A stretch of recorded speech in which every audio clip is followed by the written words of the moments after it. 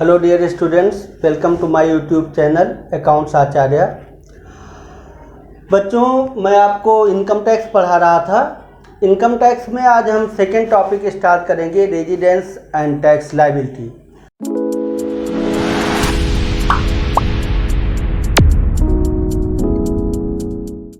देखिए बच्चों, residence and tax liability both are something differ. Tax liability is always depended on residence. Tax liability residence पर depended है। अब आपको यह समझना ज़रूरी है कि रेजिडेंस क्या होता है, रेजिडेंस कौन कौन से होते हैं। तो बच्चों देखो, इनकम टैक्स के बेसिस पर residence means the person who resident in India, who resided in India, जो भारत में आया हो, भारत में रुका हो, भारत में रहा हो, भारत में पैसा कमाया हो, भारत में जो कुछ भी उसने एक्टिविटीज किया है, if he generates some income तो he will be liable to be levied tax. उसके ऊपर हम टैक्स लेवी करेंगे, टैक्स चार्ज करेंगे। ठीक, अब देखें, जो रेजिडेंस है, ये कुछ लोगों के दिमाग में ऐसा आता है कि residence means citizenship in India. नहीं, बिल्कुल नहीं। Citizenship nothing to do with the residential status of the SSC. Citizenship का, नागरिकता का रेजिडेंशियल स्टेटस से कोई लेना देना नहीं है, दूर दूर तक कोई लेना देना नहीं है। Citizen of India may be non-resident for income tax purpose, and citizen of outside India may be resident for India. Citizenship आप किसी भी कंट्री का एक बार मिलता है, लेकिन रेजिडेंशियल स्टेटस आप किसी भी कंट्री में कई बार पा सकते हैं। कभी आप ऑर्डिनरी रेजिडेंट हो सकते हैं, कभी नॉन ऑर्डिनरी रेजिडेंट हो सकते हैं, और कभी नॉन रेजिडेंट हो सकते हैं। ऐसा भी हो सकता है जो भारत का सिटीजन है वो बाहर का ऑर्डिनरी रेजिडेंट हो, और बाहर का जो ऑर्डिनरी रेजिडेंट है वो हमारे इंडिया का सिटीजन हो, या बाहर का जो सिटीजन हो वो हमारे इंडिया का ऑर्डिनरी रेजिडेंट हो। तो रेजिडेंशियल स्टेटस और सिटीजनशिप दोनों ही बिल्कुल अलग अलग होती है। रेजिडेंशियल स्टेटस आपके रहने पर डिपेंड करती है कि आप कितने दिन भारत में रुके हैं, कितने दिन भारत में स्टे किए हैं, और उस स्टे के ड्यूरेशन में आपने कितना पैसा जनरेट किया है, तो वो आपकी टैक्स लायबिलिटी बनेगी। तो बच्चों, रेजिडेंस, जो मीनिंग ऑफ रेजिडेंस है, मीनिंग ऑफ रेजिडेंस, इसको इनकम टैक्स एक्ट 1961 के सेक्शन 5 में एक्सप्लेन किया गया है। तो रेजिडेंस का मतलब क्या हुआ? जो भारत में रहा हो, कोई भी व्यक्ति, चाहे किसी भी कंट्री का हो। अगर भारत का ही है तो भी ठीक है, और अगर बाहर का है, अगर भारत में रहा है, तो उसकी हम रेजिडेंशियल स्टेटस काउंट करेंगे, कैलकुलेट करेंगे। और टाइप्स ऑफ रेजिडेंस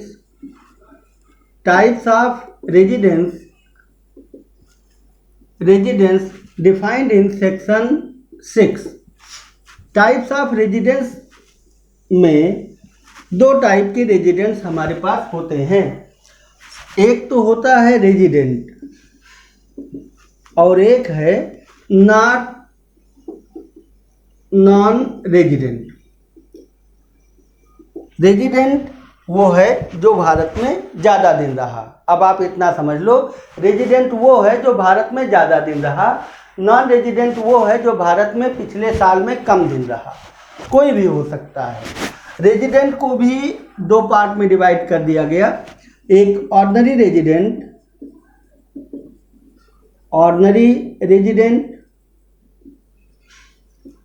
और नॉट ऑर्डिनरी रेजिडेंट।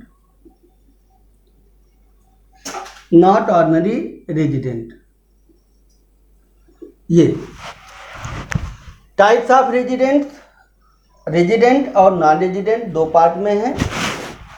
रेजिडेंट को ऑर्डिनरी रेजिडेंट और नॉट ऑर्डिनरी रेजिडेंट में दो पार्ट में डिवाइड किया गया है।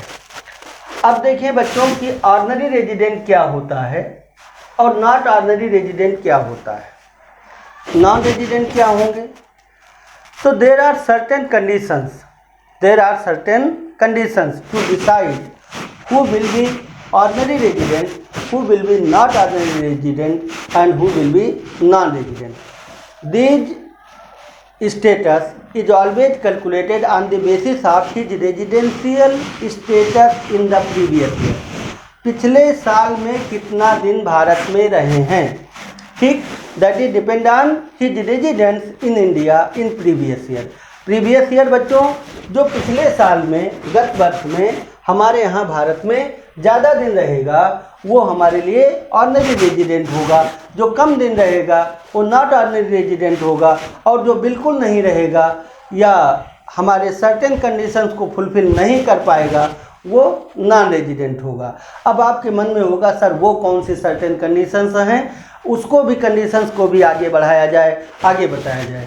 तो बच्चों नोट कर लीजिए, बहुत ही इसेंशियल पॉइंट आपको अब हम बताने जा रहे हैं कि कौन कौन से ऐसे कंडीशंस हैं जिनके बेसिस पर हम ये डिसाइड करेंगे कि who will be ordinary resident for income tax. Residence और रेजिडेंशियल स्टेटस केवल इनकम टैक्स में ही आपको मिलेगा, बाकी और कहीं नहीं मिलना है। बाकी हर जगह पर सिटीजनशिप की बात होती है, who is citizen of India, who is not citizen of India. तो जो सिटीजन ऑफ इंडिया नहीं, ही विल बी फॉरेनर। लेकिन हम यहाँ पर फॉरेनर वर्ड यूज नहीं करेंगे, हम क्या कहेंगे, he is non resident, he is ordinary resident, he is not ordinary resident. क्योंकि हमें क्या देखना है, हमें ये देखना है कि आप पिछले साल में हमारे यहाँ कितने दिन रहे। भारत के परिसीमन में आप अगर रहे हैं, आप अगर यहाँ पर पैसा कमाए हैं, यहाँ पर इनकम एक्रू हुआ है, इनकम एराइज हुआ है या रिसीव किया है, तो हम आपके ऊपर टैक्स चार्ज करेंगे, टैक्स लायबिलिटी आपकी बनेगी। तो बच्चों देखो, एक बेसिक कंडीशन है, बेसिक कंडीशन, और दूसरा है एडिशनल कंडीशन। ये दो कंडीशंस अगर आपको याद हो गई, कंडीशन अगर ये दोनों कंडीशन आपको याद रही तो आप एग्जाम के कोई भी क्वेश्चंस गलत नहीं करेंगे। देखिए बच्चों, फर्स्ट बेसिक कंडीशन है he had been in India, had been in India at least 182 days or more in previous year। वो भारत में पिछले साल कम से कम 182 दिन भारत में रहा हो। He has been in India at least 182 days और मोर, इससे 182 दिन या इससे ज़्यादा पिछले साल में भारत में रहा हो, तो एक बेसिक कंडीशन आपकी फुलफिल होगी। सेकेंड बेसिक कंडीशन है he had been in India, had been in India 365 days in 4 years preceding to the previous year, preceding to the previous year and 60 days in previous year, 60 days in previous year।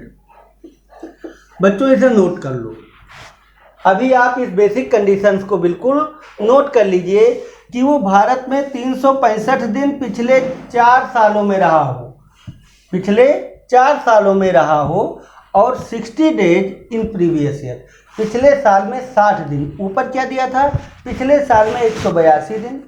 दूसरे condition में आप आए तो 4 साल में 1 साल 365 दिन और पिछले साल में 60 दिन, ये आपका भारत में रहना होगा, तो आप ऑर्डिनरी रेजिडेंट के बेसिक कंडीशंस को फुलफिल कर पाएंगे या रेजिडेंशियल स्टेटस के बेसिक कंडीशन को फुलफिल कर पाएंगे।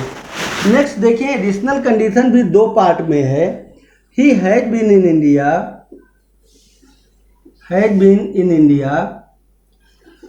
730 days in 7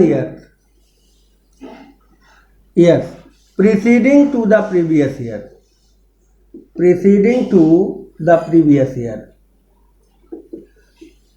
पिछले साल को छोड़कर, ऊपर पिछले साल की बात की गई है ना, यहाँ कहा गया पिछले साल को छोड़कर पिछले 7 सालों में 730 दिन वो भारत में रहा हो।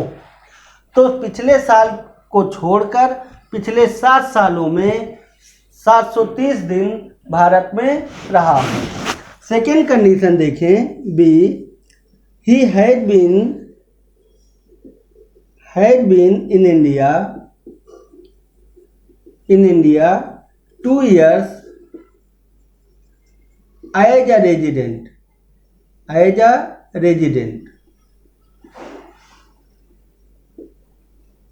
In 9 years preceding to the previous year.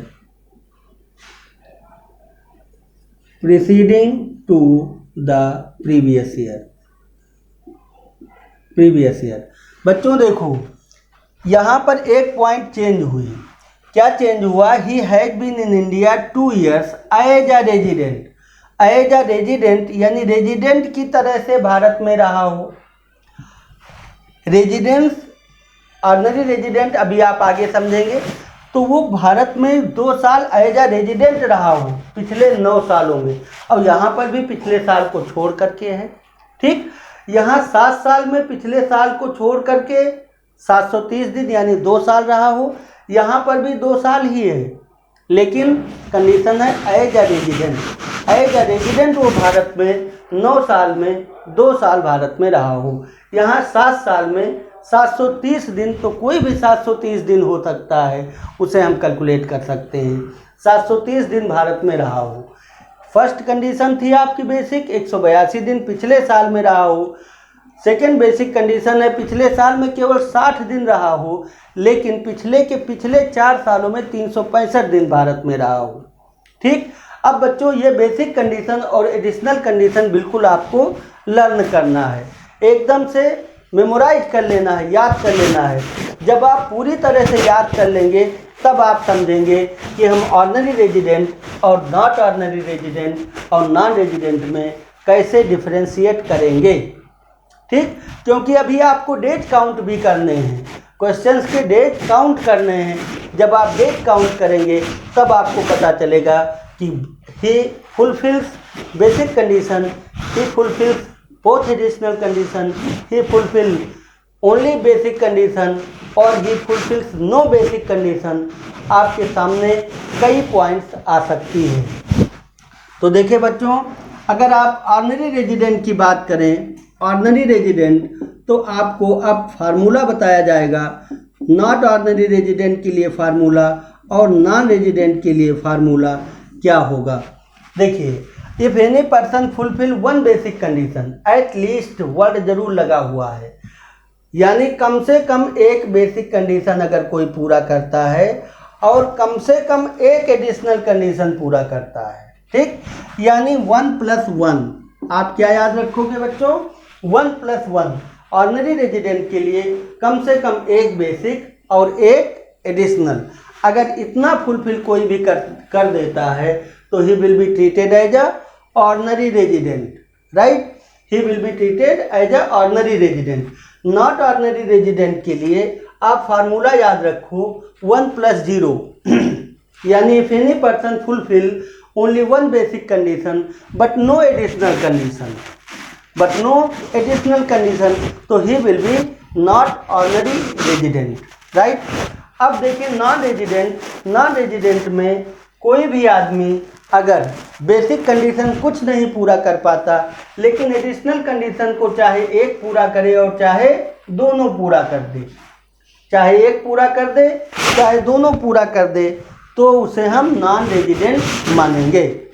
ठीक बच्चों, अब आप देखें फिर से, आप इसको वीडियो को बैठ जाइए और दोबारा फिर से पूरा पढ़ लीजिए। जब आप पूरा पढ़ लेंगे तब हम आपको नेक्स्ट वीडियो जो प्रोवाइड करेंगे उससे आप न्यूमेरिकली अपने आप को कर सकते हैं। There are some certain exceptions also, इसमें कुछ एक्सेप्शंस भी दिए हैं। These exceptions will be provided in next video. अगले वीडियो में हम आपको एक्सेप्शन देते हैं कि किसके लिए कुछ छूट है, कुछ उनके लिए छूट है, तो छूट है तो उसको आपको बताएंगे। ठीक, तो तब तक के लिए आप हमारे वीडियो के साथ बने रहें और नेक्स्ट वीडियो बहुत जल्द आप तक पहुंचेगा। तब तक के लिए जय हिंद, जय श्री राम।